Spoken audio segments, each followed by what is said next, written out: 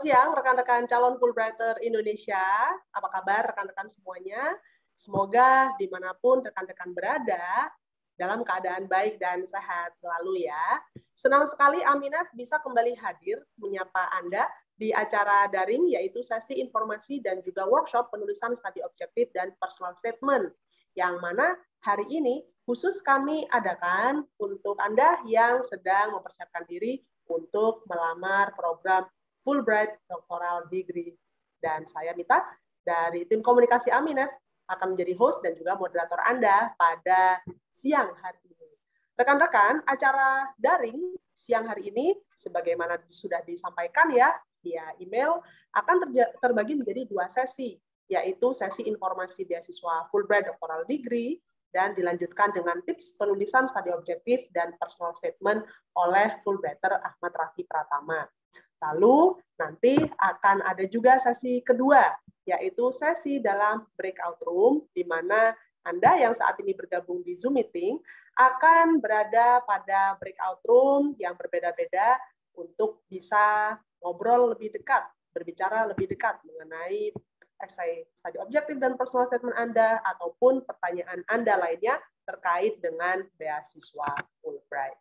Nah, oleh itu, rekan-rekan ya, langsung saja saya ingin menyampaikan untuk peraturan acara daring, yaitu selama nanti narasumber menyampaikan informasi, mohon untuk Anda yang bergabung di Zoom meeting itu bisa mute atau mematikan audio Anda, sehingga nanti suara bisa terdengar dengan jelas ya. Dan setelah itu nanti akan ada sesi tanya jawab juga, yang mana silakan Anda langsung ketikkan pertanyaan via chat langsung ke direct message kepada saya. Nah, untuk itu langsung saja kita mulai, yaitu sesi yang pertama, informasi mengenai beasiswa Fulbright Doctoral Degree Program. Untuk keperluan ini saya akan share screen ya. Nah, berikut ini adalah paparan yang kami persiapkan, yang mana paparan ini dibuka dengan sebuah kalimat, "Andakah Fulbrighter Indonesia selanjutnya?" Nah, rekan-rekan, ada satu testimoni dari alumni kami yang ingin kami bagikan, di mana dia mengatakan bahwa Fulbright memberinya kesempatan untuk menempuh pendidikan tinggi yang membuka pintu peluang luar biasa lainnya. Nah, program pertukaran Fulbright itu merupakan program pertukaran pendidikan terkemuka dari Amerika yang membuka kesempatan bagi mereka yang berprestasi dari berbagai latar belakang. Di Indonesia sendiri, program ini sudah ditawarkan sejak tahun 1952, di mana alumni pertama kami diantaranya ada Hasan Syadili, Haji Agus Salim, dan juga Rustandi Kartakusuma. Sementara orang Amerika yang pertama kali datang ke Indonesia untuk beasiswa Fulbright itu datang pada tahun 1960. Dan sejak saat itu sudah ada kurang lebih 3.000 orang warga Indonesia dan 1.300 orang warga Amerika Serikat yang menjalankan program Fulbright, yang mana sekaligus untuk mendekatkan hubungan antara kedua negara. Fulbrighter Indonesia lainnya, di antara lain ada Profesor Kuncoro Ningrat, Abe Yasin, Muhtar Kusuma Atmaja, Din Syamsuddin, Batara Ibnu Reza, Tian Belawati, Alimatul Kiptiah, Ayu Kartika Dewi, Nasaruddin Umar, Intan Paramadita, dan lain-lainnya. Dan tentunya kami dengan senang sekali bahwa di hari ini ada 16 orang Fulbrighter yang juga turut hadir di acara di dalam nanti sesi kedua ya, untuk sesi yang breakout room. Nah, sementara untuk Fulbrighter dari Amerika Serikat, mereka itu juga kerap membagikan keilmuan mereka tentang Indonesia di berbagai forum ya, baik di Indonesia, ataupun di Amerika Serikat, ataupun di negara lainnya. Nah, rekan-rekan, kenapa rekan-rekan haruslah mempertimbangkan untuk melamar beasiswa Fulbright untuk studi S3 di Amerika Serikat? Yang pertama, program beasiswa ini ditawarkan di lebih dari 150 negara, jadi ada global networking dengan sesama penerima beasiswa Fulbright dari negara lainnya tentunya. Lalu, untuk melamar beasiswa Fulbright tidak membutuhkan letter of acceptance dari kampus di Amerika Serikat, karena nanti akan ada bantuan proses pendaftaran ke universitas. Lalu, selama studi di Amerika Serikat, Anda akan diberikan bantuan akademis dan non-akademis selama studi. Juga akan ada kesempatan untuk mengikuti pre-academic training sebelum memulai studi S3 Anda. Lalu, bila setelah selesai program S3, Anda ingin melaksanakan post-academic training di Amerika Serikat atau internship, hal tersebut diperbolehkan ya, kami berikan selama maksimal 1 tahun. Jadi tujuannya untuk memperdalam ilmu yang sudah didapatkan di bangku perkuliahan. Lalu, untuk Anda sebagai penerima beasiswa, maka kami akan membantu Anda dalam proses pelamaran visa J. Dan apabila Anda berniat untuk membawa keluarga inti, yaitu suami atau istri, dan juga anak-anak yang berusia di bawah 21 tahun, maka visa J-nya, pelamarannya kami akan bantu. Berkaitan dengan batasan usia, beasiswa Fulbright itu tidak menetapkan batasan usia. Namun, diharapkan pelamar ini nantinya memiliki kesempatan setidaknya mengabdi 5 tahun sebelum yang bersangkutan memasuki masa pensiun. Dengan tujuan yang bersangkutan bisa mendarmabaktikan ilmunya terlebih dahulu, baik itu kepada organisasinya atau institusinya, ataupun kepada rekan sejawat dan juga komunitasnya. Jadi, manfaat program Fulbright tidak hanya dirasakan oleh si penerima beasiswa Fulbright saja ya. Selama mengikuti proses di Indonesia, Anda akan diberikan fasilitas program, yaitu seperti tiket pesawat pulang pergi, akomodasi, dan juga uang saku. Dan saat mengikuti program di Amerika Serikat, Anda akan diberikan biaya program, uang saku bulanan, uang buku, dan tunjangan lainnya, serta asuransi kesehatan dan asuransi dan tiket pesawat pulang pergi 1 kali, maksud saya. Jadi, dari manapun Anda berasal di Indonesia, apabila Anda menjadi penerima beasiswa Fulbright, kami akan tanggung transportasi Anda, baik itu domestik maupun nanti internasionalnya ketika berangkat ke Amerika. Siapakah yang bisa melamar program beasiswa ini? Haruslah merupakan warga negara Indonesia, memiliki prestasi akademis, kemampuan bahasa Inggris fasih, komitmen pada bidang studi yang dipilih, berbakat kepemimpinan dan aktif di kegiatan sosial, dan sanggup menyelesaikan program di Indonesia, di Amerika maksud saya, dan setelah itu kembali ke Indonesia setelah studi. Dan masih bekerja minimal 5 tahun sebelum masa pensiun seperti yang tadi sudah disampaikan ya. Nah, rekan-rekan sekalian, untuk penjelasan mengenai program Fulbright Doctoral Degree, berikut ini adalah bidang studi yang bisa dilamar. Program ini menerima aplikasi bagi Anda yang ingin S3 atau studi S3 di semua jurusan, kecuali jurusan yang sifatnya klinis. Klinis dalam hal ini, mahasiswa harus berinteraksi langsung dengan pasien. Jadi, misalkan ada rekan-rekan yang merupakan seorang dokter, lalu setelah itu masih ingin lanjut kuliah S3. Apakah boleh? Hal tersebut memungkinkan ya, dengan catatan bidang studi yang dipilih nanti untuk jenjang S3 itu bukanlah klinis. Seperti mungkin contohnya riset stem cell, ataupun biologi molekuler, atau kesehatan masyarakat, dan bidang-bidang studi non-klinis lainnya. Sementara untuk persyaratan khusus mendaftarkan program Fulbright Doctoral Degree, haruslah memiliki gelar S2, minimum IPK 3,0 pada skala 4, dan skor TOEFL ITP minimal 575 atau skor IBT atau IELTS atau Duolingo yang setara. Nah, untuk masa pembiayaan yang diberikan adalah selama 3 tahun di Amerika Serikat. Tenggat waktu pendaftaran sendiri adalah di tanggal 1 Maret 2022 dan ini berlaku cap pos ya. Apabila rekan-rekan kebetulan berada di Jakarta atau sedang mengunjungi Jakarta dan ingin mengirimkan formulir aplikasi Anda langsung ke kantor Aminef. Saat ini kantor kami masih belum bisa menerima kunjungan langsung, jadi kami akomodir dengan adanya Dropbox yang kami letakkan di depan lobi Intiland Tower. Berikut ini adalah tahapan proses yang akan dilalui apabila Anda melamar program Fulbright Doctoral Degree. Yang pertama, tenggat waktu pendaftaran adalah di 1 Maret 2022. Lalu, apabila Anda terundang untuk seleksi wawancara, maka kami akan mengundang Anda pada kurun waktu April sampai dengan bulan Mei, di mana nanti wawancaranya hanya berlangsung kurang lebih 30 menit saja ya, dan akan menanyakan hal-hal yang Anda tuliskan di dalam formulir aplikasi dan esai. Seleksi wawancara ini akan berlangsung dalam bahasa Inggris. Lalu, setelah seleksi wawancara selesai dan Anda dinyatakan lolos menjadi kandidat penerima beasiswa Fulbright, maka yang berikutnya proses yang akan dilewatin adalah persiapan dan juga tes TOEFL IBT dan GRE. Di mana nanti dari hasil tes TOEFL IBT dan GRE ini, kami akan pergunakan ke tahapan 4, yaitu pendaftaran di kampus di Amerika Serikat. Anda sebagai Fulbright Doctoral Degree Program Candidates nanti akan didaftarkan di 4 sampai dengan 6 kampus yang berbeda di Amerika Serikat, yang tentunya sesuai dengan spesialisasi yang Anda ingin capai, ya. Nah, setelah itu kita akan sama-sama menunggu apakah Anda mendapatkan LOA atau tidak.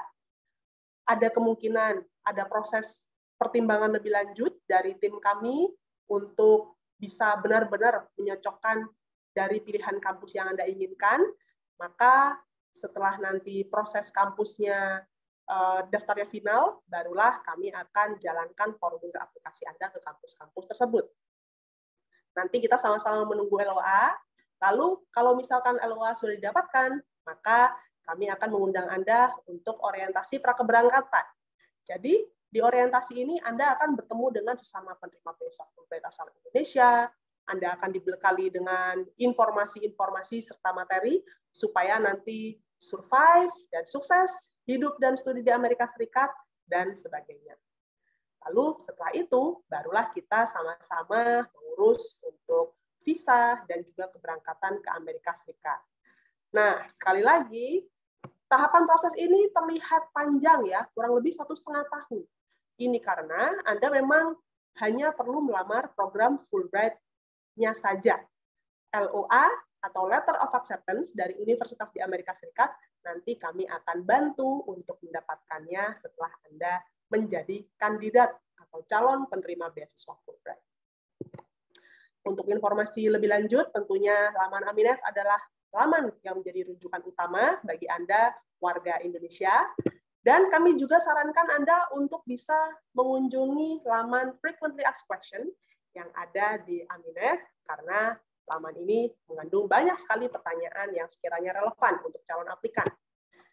Kami juga ada di media sosial, ada Facebook page, ada Twitter, dan juga ada Instagram, jadi silakan Anda hubungi kami di sana atau mengikuti kami di sana supaya tidak ketinggalan informasi. Bila ada pertanyaan, silakan pergunakan kesempatan ini untuk bertanya lebih lanjut kepada kami. Untuk Anda yang di Zoom meeting, boleh nanti chat direct message kepada saya. Untuk rekan-rekan yang bergabung melalui siaran langsung di Facebook page, baik itu di page Aminef Fulbright Indonesia, Education USA Indonesia, My America Jakarta, atau lainnya, silakan Anda sampaikan pertanyaan di kolom komentar di siaran langsung video yang Anda saksikan. Aminef adalah pengelola beasiswa Fulbright dan juga fellowship lainnya di Indonesia. Program Fulbright sendiri itu sudah dikelola oleh Aminef sejak kami berdiri di tahun 92. Dan program Fulbright yang kami kelola merupakan yang terbesar di Asia Pasifik. Visi misinya adalah untuk meningkatkan saling pengertian dan rasa saling menghormati antara Amerika dan Indonesia melalui berbagai program pertukaran pendidikan. Jadi, orang Amerika yang mendapatkan beasiswa Fulbright, dia bisa memilih Indonesia atau negara lainnya di luar Amerika Serikat untuk dia bisa riset, mengajar, ataupun mengadakan proyek lainnya. Sementara warga Indonesia yang mendapatkan beasiswa Fulbright, dia pasti akan berangkat ke Amerika Serikat ya, untuk studi S2 atau S3, riset, ataupun proyek lainnya. Beasiswa Fulbright ada 7 program beasiswa yang berbeda untuk warga Indonesia, dan saat ini kita membahas satu di antaranya, yaitu Fulbright Doctoral Degree Program.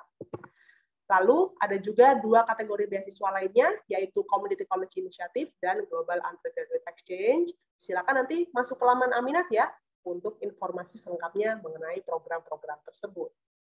Nah, itu saja rekan-rekan dari kami. Sekarang waktunya Anda untuk bisa meraih kesempatan studi doktor di Amerika Serikat dengan beasiswa Fulbright. Kami harapkan dengan mengikuti acara ini merupakan langkah awal bagi Anda untuk bisa menjadi Fulbrighter Indonesia berikutnya. Dan untuk bisa mendukung Anda dalam hal mengisi formulir aplikasi, terutama menulis 2 esai penting, yaitu study objective dan personal statement, kami ingin mengundang salah satu Fulbrighter kami untuk bisa membagikan tips penulisan esai tersebut. Dan Fulbrighter yang kami undang adalah Ahmad Raffi Pratama, PhD, yang merupakan seorang asisten profesor di Departemen Informatika Universitas Islam Indonesia, di mana ia juga menjabat sebagai sekretaris departemen. Ia meraih beasiswa Dikti Funded Fulbright Grants for Indonesian Lecturers untuk studi S3 di bidang teknologi, kebijakan, dan inovasi di Stony Brook University, di mana ia juga mengambil beberapa mata kuliah di New York University dan juga Columbia University Teachers College di bawah naungan Inter-University Doctoral Consortium. Langsung saja saya ingin mempersilakan rekan kami, Fulbrighter Ahmad Raffi Pratama, untuk bisa membagikan tipsnya menulis study objektif dan personal statement. Silakan, Mas Raffi. Oke, terima kasih Mbak Mita. Selamat siang menjelang sore semuanya. Rekan-rekan sekalian, apakah layar saya sudah terlihat? Ya, sudah terlihat Mas Raffi. Oke, terima kasih. Sekali lagi, terima kasih. Selamat sore, gitu ya, rekan-rekan sekalian. Izinkan saya di sini berbagi tips singkat untuk menulis study objective dan personal statement seperti yang disampaikan oleh Mbak Mita tadi. Ini adalah 2 essay yang sangat-sangat penting, gitu ya, untuk Anda melamar beasiswa Fulbright.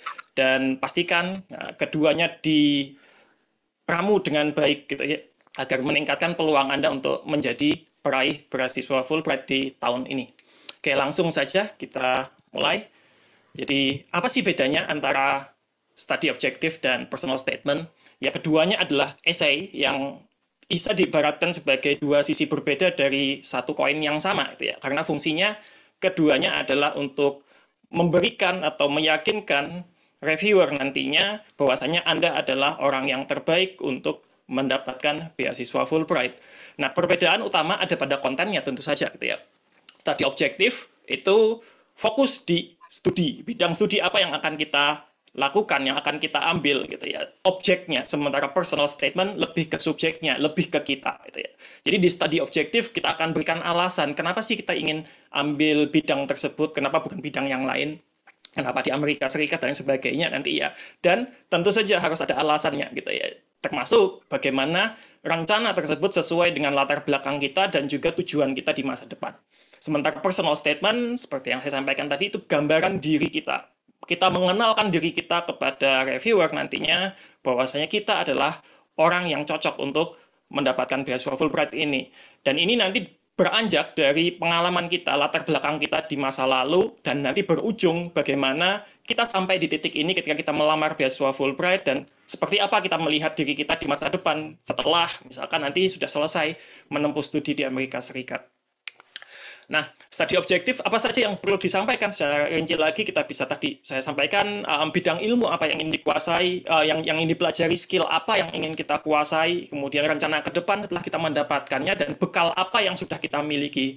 Ini penting karena supaya tidak kemudian terkesan wah yang penting saya ke Amerika, gitu ya. Yang penting saya studi S3 di Amerika, apapun bidang studinya saya nggak masalah, tidak. Tapi benar-benar for the right reason, gitu ya, untuk alasan yang tepat. Jadi bekal apa yang kita miliki supaya juga memperbesar peluang kita untuk juga ya selesai, gitu ya, sukses studinya di Amerika Serikat. Sementara personal statement tadi, mengapa yakinkan pembaca essay Anda ini bahwasanya Anda adalah orang yang tepat untuk menjalankan studi atau riset yang Anda usulkan. Ya, jadi berikan motivasi, berikan latar belakang, aktivitas dan tujuan yang relevan. Ya, jangan terlalu banyak juga, ya, karena bisa jadi tidak semuanya relevan dengan bidang yang akan Anda pelajari, yang akan Anda tuju nantinya. Pilih yang mana yang relevan, buatlah cerita yang compelling, gitu ya, yang benar-benar bisa meyakinkan pembaca bahwasanya Anda adalah orang yang tepat. Anda juga bisa menambahkan perjalanan akademis dan profesional Anda yang kemudian mendorong Anda, oh ini saya kayaknya perlu studi di Amerika Serikat dan Fulbright adalah jalan yang terbaik bagi saya untuk meraih cita-cita tersebut. Dan bagaimana Fulbright nantinya dapat mengubah diri Anda dan membantu karir Anda.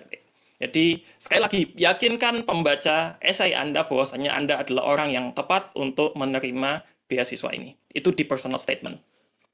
Kemudian ini strukturnya yang direkomendasikan itu ya. Ini ya tentu saja tidak harus seperti ini tapi salah satu yang bisa ini tidak Anda tidak akan salah lah kalau kemudian Anda mengikuti ini. Tapi kontennya tentu saja nanti akan disesuaikan gitu ya.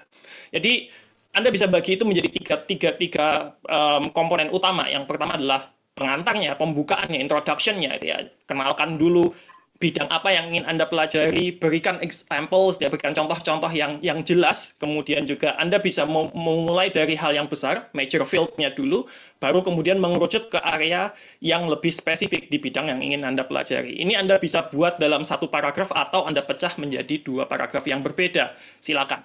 Kemudian body-nya, ya, 3 alasan utama ini adalah yang sangat-sangat penting di sini. Jadi di sini adalah Anda meyakinkan bahwasanya bidang tersebut adalah bidang yang tepat untuk dipelajari, kemudian juga Anda berikan alasannya tentu saja gitu ya. Jadi tiga alasan dan masing-masing alasan itu Anda berikan juga tujuannya. Kenapa sih itu gitu ya. Dan masing-masing ini Anda bisa pecah menjadi masing-masing 1 paragraf sehingga total ada 3 paragraf. Terakhir Anda bisa tutup itu dengan menjelaskan future objectives ya, tujuan Anda di masa depan kalau Anda sudah berhasil menempuh studi tersebut gitu ya. Anda juga bisa memecahnya menjadi 2 paragraf yang berbeda dengan menambahkan penutup yang menarik gitu ya, silakan. Jadi in total Anda bisa mendapatkan 5 sampai 7 paragraf untuk study objective ini. Sementara untuk personal statements Anda bisa bagi menjadi 2 komponen utama, yaitu yang Anda latar belakang gitu ya, background Anda, ya, past and present gitu ya. Jadi Anda jelaskan latar belakang pendidikan Anda, professional experience gitu ya, practical experience juga, ya, special interest, entah itu apapun di bidang ilmu tertentu atau topik-topik tertentu gitu ya, silahkan. Kemudian Anda juga bisa menjelaskan faktor-faktor signifikan yang telah mempengaruhi Anda dari sisi pendidikan dan dari sisi profesional gitu ya.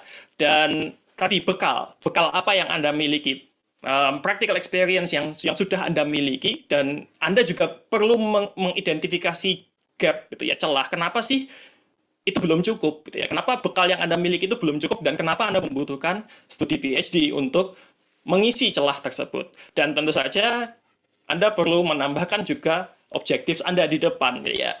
Jadi plans-nya itu ya, karir plans Anda itu juga perlu Anda tambahkan gitu. Nah, ini masing-masing poin Anda bisa buat menjadi 1 paragraf masing-masing dan urutannya ini relatif lebih fleksibel. Silakan, yang penting dapat storyline yang menarik, yang meyakinkan. Seperti itu. Kemudian apa saja yang sebaiknya Anda lakukan gitu ya. Di dalam kedua esai ini, ingat tadi juga oleh Mbak Mita juga sudah disampaikan bahwasanya kita tidak ingin hanya Anda sebagai penerima beasiswa Fulbright yang mendapatkan manfaat, tetapi sebanyak mungkin orang lain Anda akan mendapatkan manfaat lewat Anda. Tujuan sosial itu penting ya. Jadi pastikan Anda memiliki tujuan yang sosial, bukan hanya individual. Individual is okay gitu ya, nggak masalah. Ya pasti semua orang punya tujuan individual, tetapi jangan lupakan tujuan sosialnya. Dan pastikan Anda sudah brainstorm dan buat outline dulu. Jangan langsung tulis gitu ya. Jangan langsung menulis, tapi buat kerangkanya terlebih dahulu. Panjang esainya pastikan sesuai, jangan lebih. Kalau kurang kok sayang gitu ya. Kalau lebih, no, jangan juga gitu ya. Biasanya 1 halaman atau kalau dalam kata biasanya kurang lebih sekitar 700 gitu ya. Kemudian cek dan recheck tata tulisnya. Tata tulis ini penting sekali ya. Ini harus benar-benar Anda meluangkan waktu khusus itu ya. Grammar, spelling, punctuation, capitalization itu semuanya matters, itu semuanya sangat berpengaruh. Dan luangkan waktu khusus dan baca, revisi berulang kali esai yang sudah Anda tulis. Apa saja yang sebaiknya jangan gitu ya, jangan. Yang pertama adalah jangan mencoba melucu gitu ya. Jangan mencoba melucu. Keep it professional. Jadi no humor ya. Jangan ada mencoba untuk melawak gitu ya di dalam esai Anda, karena ini bukan bit untuk stand up comedy gitu ya, bukan. Tetapi ini adalah untuk meyakinkan membaca bahwasanya Anda adalah orang yang tepat untuk mendapatkan beasiswa ini. Kemudian be confident ya, pastikan Anda percaya diri tapi jangan arogan. Ya, tapi jangan arogan. Kemudian jangan juga gunakan bahasa-bahasa atau kata-kata yang sifatnya klise. Biasanya yang kualitatif superlatif gitu ya, yang terlalu banyak seperti itu kadang terlalu klise. Lebih baik gunakan yang kuantitatif, yang terukur, yang jelas. Gitu. Kemudian be honest gitu ya, jangan mengarang sesuatu yang itu bukan Anda gitu ya. Jangan mencoba melebih-lebihkan diri Anda dengan hal yang bukan atau yang tidak pernah Anda lakukan sebenarnya. Karena akan ketahuan nanti gitu ya. Kemudian juga hindari penggunaan istilah-istilah yang terlalu teknis atau bahkan yang sangat-sangat tidak baku kayak slang, jargon dan sebagainya, dan tidak perlu mengulang-ulang hal yang sudah ada di form aplikasi. Kemudian tips praktis lagi, sebelum menulis pastikan Anda membaca. Karena tadi untuk mengetahui studi objektif, untuk menulis studi objektif salah satunya itu adalah dengan Anda menunjukkan program studi apa sih di Amerika Serikat yang cocok untuk Anda. Nah, salah satu cara yang paling baik itu adalah kunjungi berbagai website kampus di Amerika Serikat sejak awal. Jadi Anda eksplorasi awal. Kenapa? Karena ada banyak program studi di Amerika sana yang tidak ada di Indonesia. Di sana banyak sekali program-program yang sangat specialized, yang interdisciplinary, yang itu bisa jadi jauh lebih cocok untuk Anda dibandingkan program-program studi yang lebih generik gitu ya, yang banyak marak di Indonesia. Ini tidak akan Anda bisa temukan kalau Anda tidak rajin mengunjungi website kampus-kampus di Amerika Serikat. Kemudian ikuti event-event yang cocok seperti yang Anda lakukan saat ini, ini sudah bagus gitu ya. Anda ikut acara ini, kemudian dan rencanakan dan tulis esainya jauh-jauh hari. Ini mumpung masih ada lebih dari 2 pekan ya, seharusnya sudah dimulai sejak kemarin-kemarin, tetapi setidak-tidaknya ya dimulai dari hari ini. Kemudian prosesnya seperti yang saya sampaikan, Anda mulai dengan brainstorming terlebih dahulu, keluarkan semua isi kepala Anda gitu ya, apa yang kira-kira cocok untuk menjual diri Anda gitu ya di sini. Anda buat outline-nya dulu, Anda buat draft-nya, kemudian review dan revisi berulang kali ya. Jadi berulang kali. Terakhir, tentu saja jangan lupa Anda proofread sebelum Anda kirimkan. Kemudian dari sisi gaya menulis, nah ini ada beberapa tips juga untuk gaya menulis. Gaya tulisan yang dibutuhkan di sini adalah yang straightforward gitu ya, bukan yang terlalu melangit gitu ya, bukan bahasa yang sifatnya Anda tidak sedang menulis novel, Anda tidak sedang menulis puisi, gitu ya. Anda menulis esai yang jelas menunjukkan apa yang ingin Anda pelajari dan siapa diri Anda. Jadi fokus ke hal-hal yang seperti itu. Elaborasikan dengan jelas. Jadi jangan misalkan saya tertarik di bidang computer science, ilmu komputer, udah cuma kayak gitu aja. Nah, semua orang juga banyak yang tertarik dengan ilmu komputer, tetapi ilmu komputer yang bagian mana sih yang ingin Anda pelajari, riset tentang apa sih di ilmu komputer yang ingin Anda pelajari, hal-hal yang seperti itu yang perlu Anda jelaskan. Tetapi juga jangan kemudian, makin panjang pasti makin bagus. Tidak, kalau lebih panjang tapi redundan, tapi berulang, atau kalimat-kalimat yang digunakan, pilihan kata-kata yang digunakan itu tidak meaningful, ya sama saja. Ya sama saja. Jadi, elaborasikan tetapi tetap concise, tetap singkat, padat, dan jelas. Dan tadi sudah saya sampaikan, saya cenderung menghindari kata-kata yang sifatnya kualitatif dan superlatif, akan lebih baik menggunakan kalimat atau kata-kata yang sifatnya itu kuantitatif dan terukur. Ya, jelas. Daripada kita mengatakan saya mendapatkan nilai yang bagus, nilai-nilai saya bagus ketika di masa studi S1, S2, akan lebih baik kita sebutkan, nilainya itu berapa, atau kita di ranking berapa, gitu. Langsung jelas. Gitu. Saya rasa itu untuk tipsnya. Good luck untuk semuanya, dan ini foto video ya, pre-departure orientation yang tadi disampaikan oleh Mbak Mita juga. Ini tahun 2014 dengan beberapa rekan-rekan saya, waktu itu kami di Nusa Dua, Bali. Nah, semoga mungkin tahun ini bisa kembali lagi luring ya Mbak Mita ya. Mungkin itu saja dari saya. Terima kasih Mbak Mita, saya kembalikan, dan good luck untuk teman-teman semuanya. Ya, terima kasih banyak Mas Raffi untuk tipsnya yang sangat singkat namun tetap jelas ya. Nah, Mas Raffi, saya ini menerima banyak sekali pertanyaan yang masuk melalui direct message, yaitu tentang linearitas. Nah, Mas Raffi sebagai seorang Fulbrighter yang juga sudah pernah bergabung di Aminef menjadi panelis pewawancara besok Fulbright, apa nih yang bisa kita bagikan kepada rekan-rekan yang mungkin melamar jurusan yang tidak linear dengan bidang studi atau jurusan S2 sebelumnya untuk S3. Apa yang sekiranya perlu dituliskan dalam SOPS ini, Study Objective dan Personal Statement? Silakan, Mas Raffi. Oke, terima kasih banyak Mbak Mita. Ini pertanyaan yang sangat-sangat menarik gitu ya, sangat bagus sekali karena ini juga sangat relatable ke saya gitu ya. Saya juga dosen, saya juga pernah mengalami ini, saya juga pernah punya pertanyaan ini, isu linearitas ini gitu ya. Tapi izinkan sedikit saya cerita gitu ya, bosnya background saya S1 saya teknik elektro, konsentrasinya itu sistem informasi. Kemudian S2 saya ambil Master of Information Technology dengan spesialisasi um, Computer Network and Computer Security. Sementara S3 saya, tadi seperti yang sampaikan oleh Mbak Mita, itu Technology Policy and Innovation. Ini beda sekali. Ini intersection antara computer science dan social science. Bahkan, bahkan gitu ya, karena kalau di Amerika kan kita kuliah, pasti ada kuliah wajib dulu gitu ya. Meskipun kita ambil studi S3, kita kuliah wajib. Mayoritas kuliah wajib saya itu adalah social sciences. Saya ambil dua mata kuliah ekonomi, saya ambil 2 mata kuliah sosiologi, saya ambil 2 mata kuliah learning science, psikologi, dan sebagainya. Banyak sekali mata kuliah social science yang saya ambil. Tidak ada masalah, tidak ada masalah. Karena linearitas di sini itu bukan kemudian kalau kita dari S1-nya itu computer science harus kemudian full hard science, benar-benar harus computer science murni gitu ya, pure computer science sampai akhir, tidak. Tetapi kalau dari sisi dosen itu sebenarnya kalau misalkan nanti ini bicara sedikit birokrasi di Indonesia mungkin gitu juga ya. Linearitas di Indonesia itu lebih ke bagaimana ketika kita sudah nanti misalkan mau mengejar gelar profesor gitu ya. Profesorship-nya itu adalah hal yang sebidang dengan apa yang kita pelajari di studi S3 kita.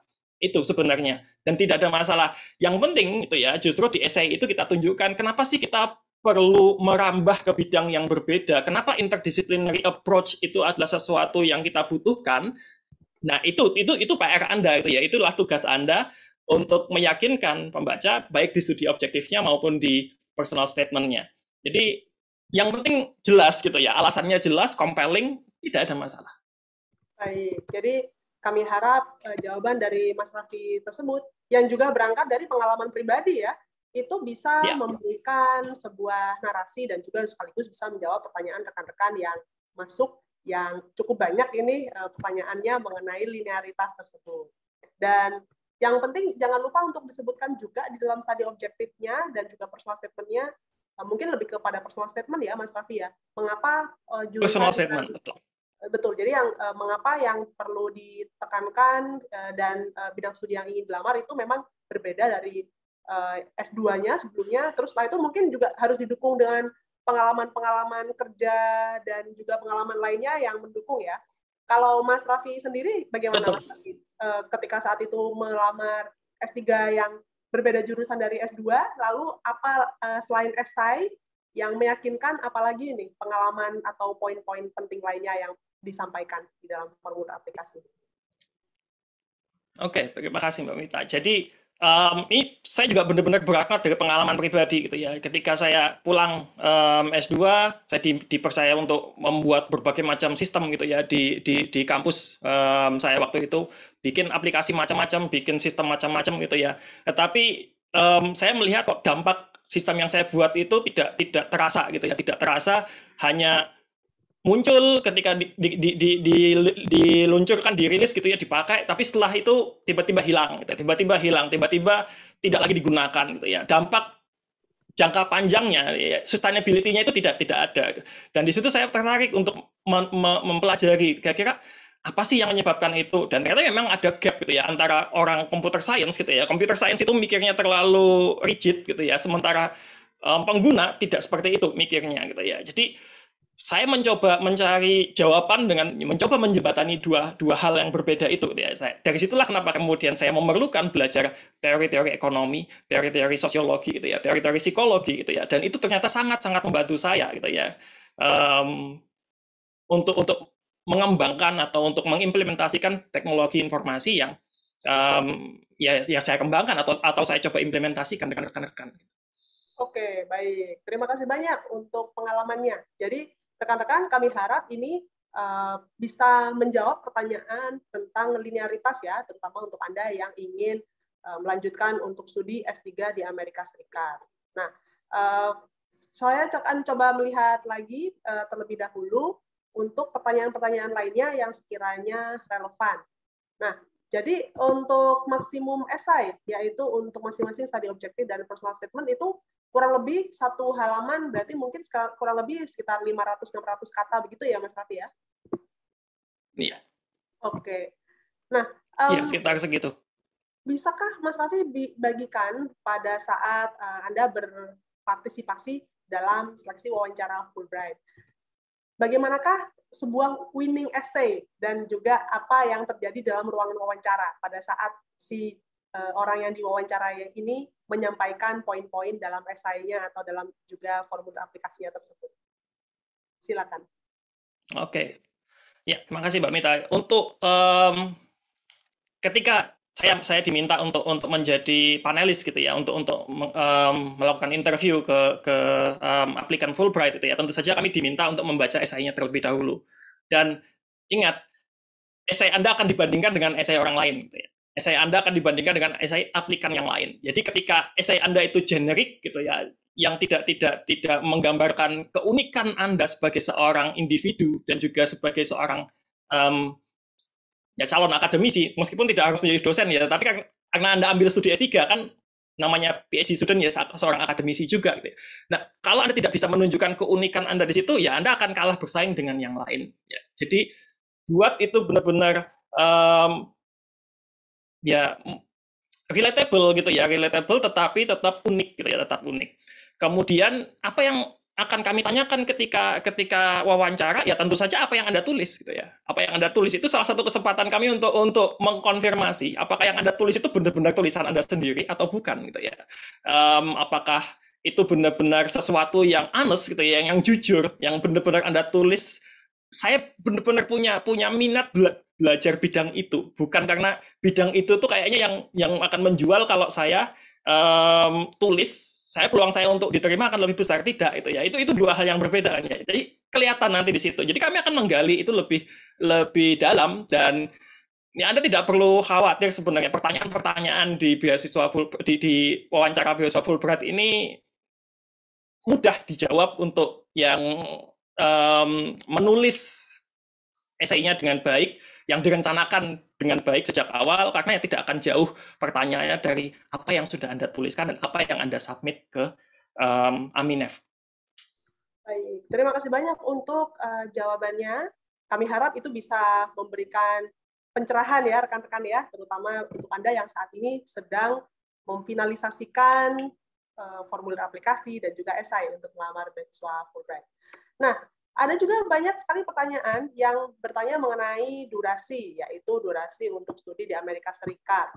Itu biasanya kalau durasi S3 di Amerika Serikat itu biasanya berapa lama?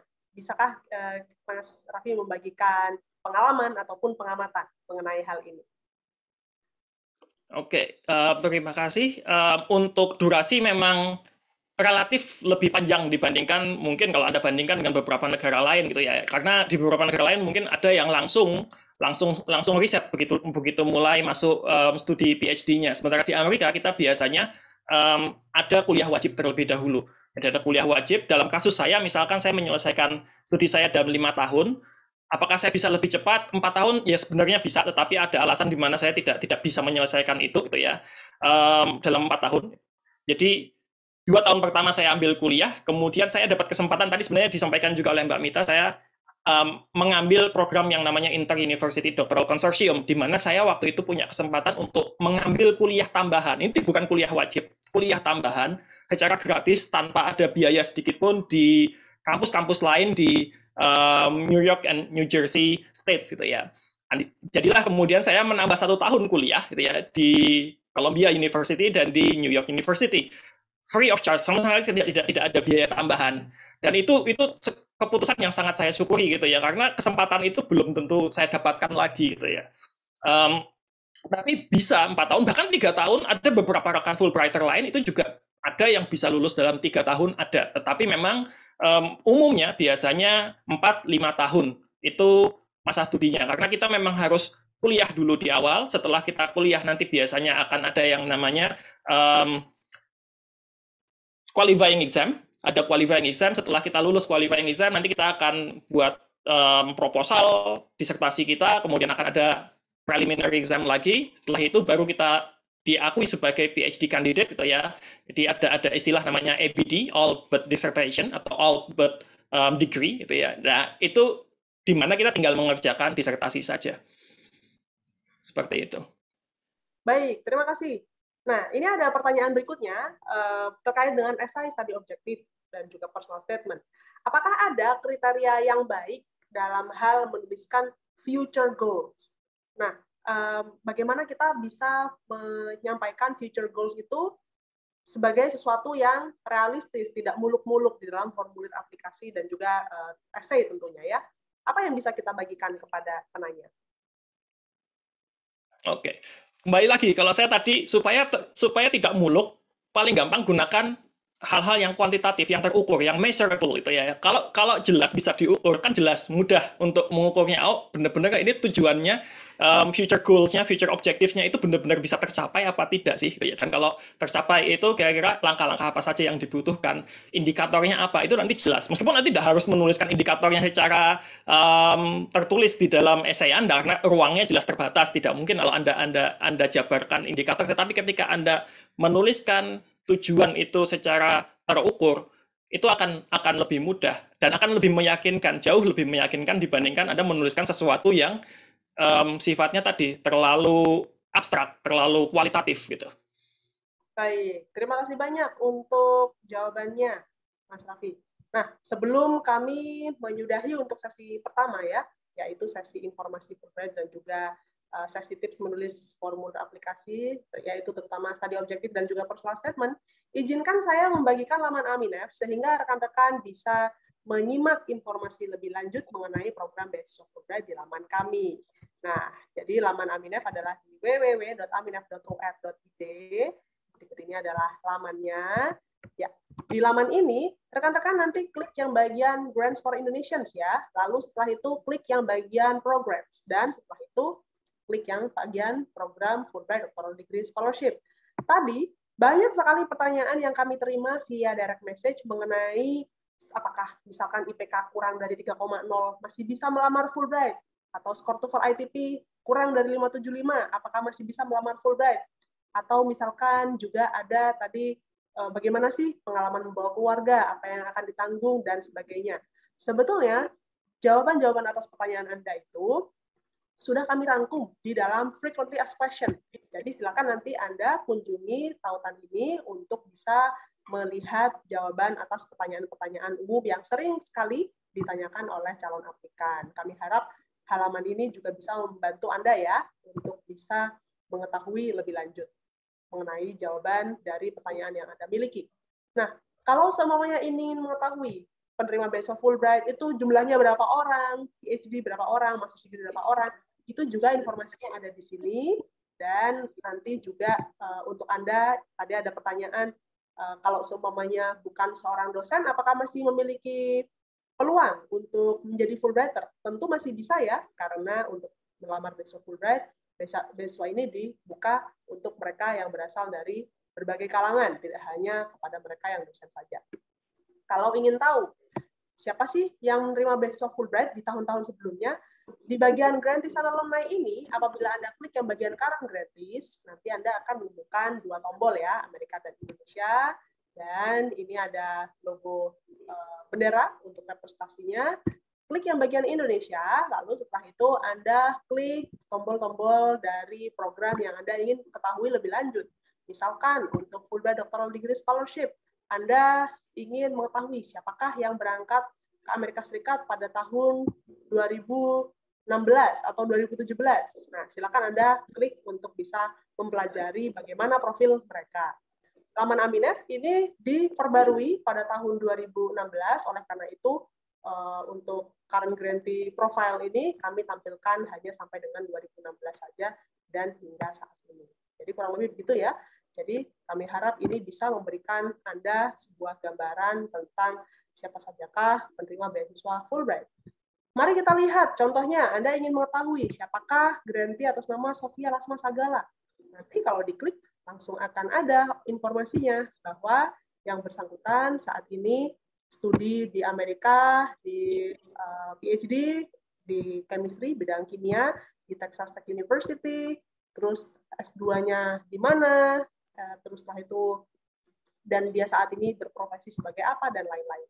Jadi kami harap ini bisa menjadi laman inspirasi ya untuk Anda, untuk mengetahui siapa saja penerima beasiswa Fulbright. Kalau secara keseluruhan, nanti klik yang bagian Alumni Directory, nanti Anda bisa mendapati lagi-lagi dua bendera Indonesia, yaitu Indonesia dan Amerika Serikat. Klik yang bagian Indonesia, nanti akan keluar database seperti ini ya, yang berisi 3.000-an nama dari para grantee baik Fulbright maupun fellowship. Silakan Anda ketikkan berdasarkan keyword apapun. Misalkan kita mau mengetikkan Huda Maulana, apakah memang benar seorang Fulbrighter? Nah, bisa nanti diklik, terus setelah itu Anda akan mendapatkan informasinya. Kami tampilkan hanya informasi umum saja, yaitu nama, bidang studi, lalu setelah itu di mana dia berafiliasi sebelum beasiswa Fulbright, di Amerika dia di kampus mana, tahun keberangkatan kapan, publikasinya apabila ada kami tampilkan, dan lain-lain. Ini adalah merupakan database yang kami update secara berkala ya. Oleh karena itu kami juga mendorong para alumni untuk bisa menginformasikan update yang bersangkutan apabila ada, sehingga data umum mereka bisa kami tampilkan secara versi update di laman Aminef. Baik, kami harap itu sudah cukup membantu untuk rekan-rekan, terutama Anda yang saat ini mempersiapkan diri untuk melamar program Fulbright doktoral. Sebelum kita mengakhiri sesi pertama, saya ingin mengundang untuk menghidupkan kamera sehingga kita bisa berfoto bersama. Kami akan menangkap layar dari Anda yang kameranya menyala saja ya. Jadi akan ada 6 slide, namun kemungkinan hanya 2 atau 3 slide saja. Silakan Anda mulai untuk menghidupkan kamera sambil kami nanti akan memulai hitungan mundurnya. Oke, kita sudah siap semuanya. Mari kita mulai untuk foto bersama. 1, 2, 3. Baik, terima kasih. Kita mulai untuk hitungan mundur, untuk screenshot atau foto virtual yang kedua. 1, 2, 3. Terima kasih. Untuk yang terakhir ya, karena nampaknya hanya 3 layar yang terbuka kameranya. Oke, kita mulai sama-sama. 1, 2, 3. Baik, terima kasih banyak rekan-rekan untuk partisipasinya dalam grup foto ini. Nah, rekan-rekan yang berada di Zoom meeting, mohon untuk stay di sini ya, karena kita akan sama-sama memasuki sesi kedua, yaitu sesi di dalam breakout room, di mana Anda nanti memiliki kesempatan untuk bisa berinteraksi lebih lanjut dengan para Fulbrighter kami dan juga bisa menanyakan pertanyaan seputar pengalaman beasiswa Fulbright mereka sehingga Anda bisa mendapatkan inspirasi. Sementara untuk Anda yang saat ini menyaksikan siaran langsung acara ini di Facebook page Aminef ataupun Facebook page Education USA Indonesia, My America Jakarta, dan lain-lain, maka untuk Anda cukup sekian dulu ya untuk acaranya. Terima kasih banyak atas perhatian Anda. Dan mohon bantuan Anda untuk bisa memberikan komentar mengenai acara ini melalui survei pasca acara yang kami kirimkan di dalam kolom komentar dari siaran langsung Facebook page yang Anda saksikan. Dan jangan lupa nanti untuk video rekaman acara ini juga bisa disaksikan, yaitu di akun YouTube-nya Aminef. Terima kasih banyak kepada Anda yang bergabung di Facebook page. Kita ketemu lagi di acara lainnya ya. Selamat siang untuk Anda. Dan kami akan melanjutkan acara yang ada di Zoom meeting. Ya, baik. Terima kasih. Nah, rekan-rekan sekalian yang berada di Zoom meeting, kami barusan sudah mengakhiri siaran langsung yang kami adakan di Facebook page live. Dan saat ini kita akan langsung masuk ke sesi kedua. Namun sebelumnya kami akan mengadakan break dulu ya, selama kurang lebih 10 menit hingga pukul 3.01 waktu Indonesia Barat. Jadi untuk itu jangan kemana-mana rekan-rekan sekalian yang ada di dalam Zoom meeting ini, kita akan kembali untuk sesi kedua. Terima kasih.